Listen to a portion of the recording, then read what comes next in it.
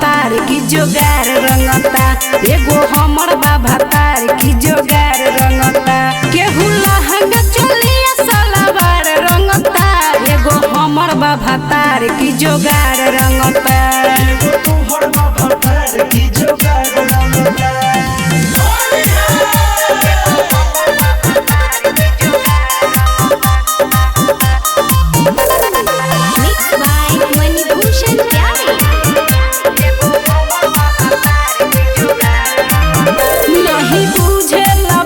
सखी मरद के जात बड़ी करता गजन रे, नाही करे सुधार दिही गाड़ी हजार गिला कइले बदन रे।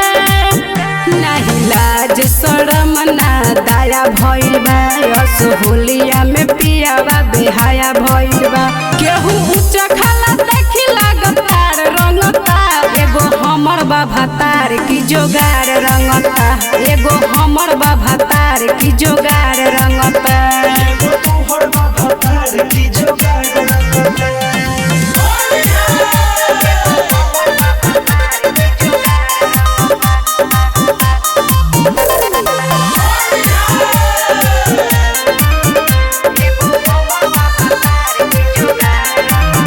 रंगे रातो या दिन करी केतनो कलिन बैठवले बाभाठा हो, कइले मजबूर नाही जाता वे दूर रोज महता माठा हो।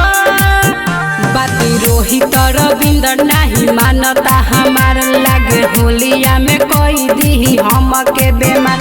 हमें जान कहता देही पफानता, एगो हमर बाबा तार की जोगार रंगता, साला हमर बाबा तार की जोगार।